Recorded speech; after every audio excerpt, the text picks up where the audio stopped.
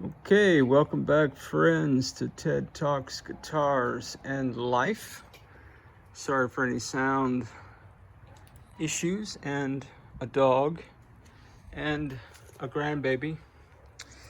So it has been decided we are going forward with the Fesley DIY electric guitar kit, trying to turn this bad boy burnt orange.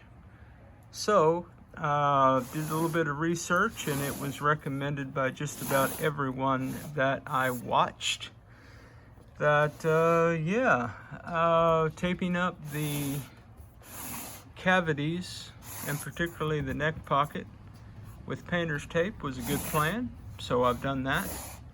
I also stuffed paper towels in the output jack hole. So here's the approach. The approach is that we're going to go. I have a friend, a dear friend, who does woodworking. Talked to him about the project, and I think I mentioned, you really can't tell in this light, that this guitar is not like raw wood. It has some kind of satiny glow on it. You can tell, maybe see the shininess of it. And so here's the plan. The plan is 320 grit with the grain, and down to 400 grit, or up to 400 grit with the grain, and see where we are. Not quite sure about the wood filler, if it will be necessary. He indicated that I just need to assess that as I go. So that's the update for right now. Phase 1, we've got everything taped off that we want taped off.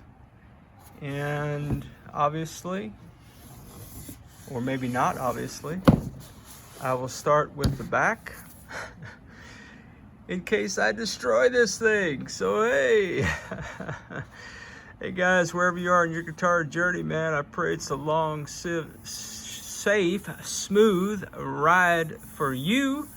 Smooth as this guitar. Rock on with your bad selves, and I'll be back with some updates as I have them. Okay, well, it occurs to me to say two things. One, none of what I do is prescriptive for anyone. I am just one cat on a journey with guitars. So I have done the 320, and I know that it's ugly. And I've done a 400 Passover, and I know that not everything is even just yet. However, sometimes something feels smooth, but it's really not smooth. So this is sawdust in the pores of the guitar. So if I were to wipe this,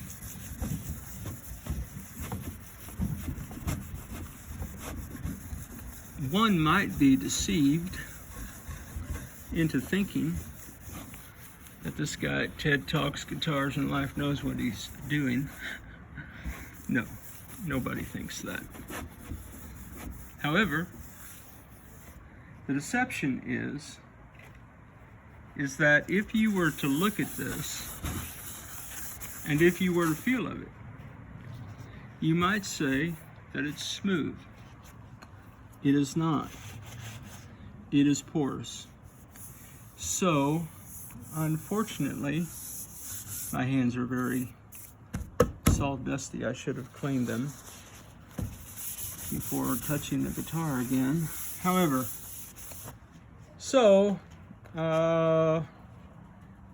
note to self, or to anyone, feel free to drop it in the comments.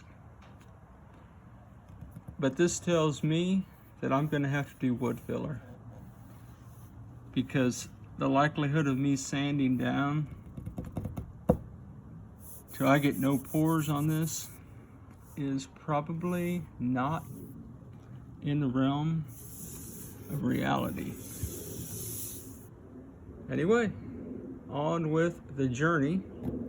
I think based on this though, I do feel comfortable enough with the path. I will continue with 400, try to get a more consistent situation here.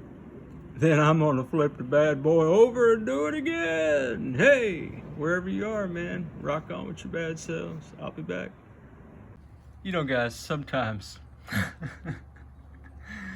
I wish I was filming the whole thing. So I'm over here, man. I'm sanding my little heart out, okay, with 400.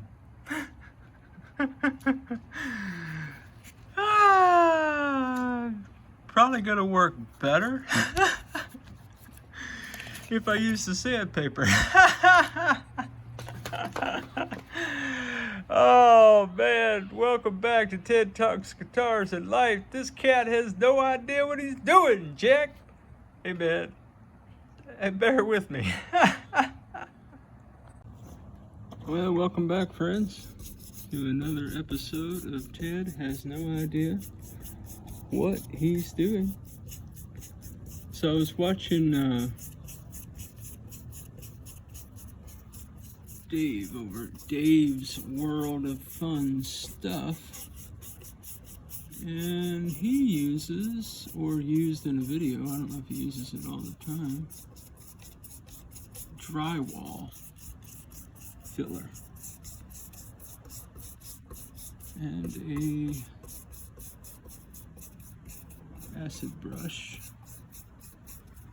And so I thought, well, it's good enough for Dave. Maybe good enough for me. I am doing this haphazardly. I will do it more gingerly and methodically. But this is the technique. And I put too much on, so I'm trying to more, so what this is a little bit of water and drywall filler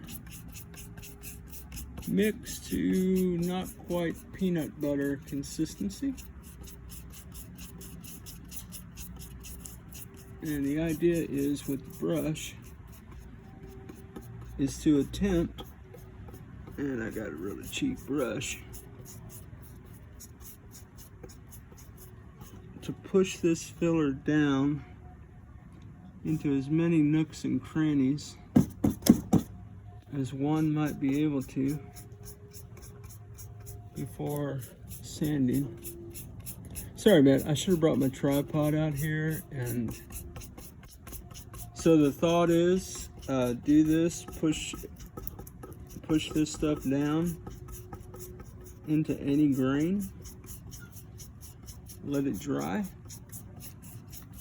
and ideally it comes off a little bit easier than wood filler. We will certainly test that theory. So I hope you're having fun at my expense. Those of you who know what you're doing, those of you who don't, hey man, this is the way we learn. So yeah, I'm gonna keep rocking and doing this a little bit more. So we will see, but I really need to stop worrying about the camera and making sure that I've got this evenly throughout the back of the guitar as a test. And we'll see. I'll be back. You know, it's just my philosophy in life that you learn by doing and making mistakes. So I don't know how this is gonna all work out. And here's the other thing too. Worst case scenario, just sand it down and start over, right? So I don't know if this is gonna work or not. It might not, and it might. I don't know.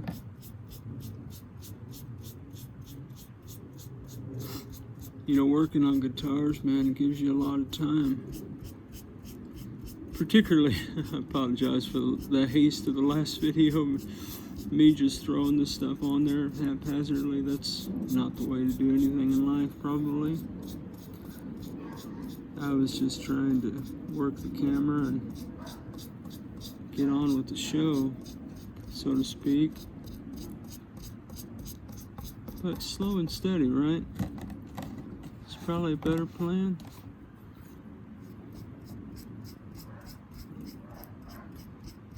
I enjoy this kind of stuff. And if y'all watching a bonehead like me attempt to do this, you know, nothing I do is instructive, right? None of it is prescriptive to how you should or shouldn't do anything. It's just one man's journey, man. But as I do stuff like this, I work on projects and for my grandkids and other stuff, man. I'm a man of faith. I pray. And I'm just praying for my grandson, man. Praying that he grows up to be a good man. Good man who does good things. And this guitar brings him years and years of joy. And if nothing else, man, you know what? If he hangs it on the wall and never plays it, maybe he'll look at it from time to time. Think, man, my poppy loved me so much that he publicly humiliated himself on YouTube. Oh, man. Well, I'm going to continue to do this a little bit slower. And then after it dries real good, I might come back. Making progress.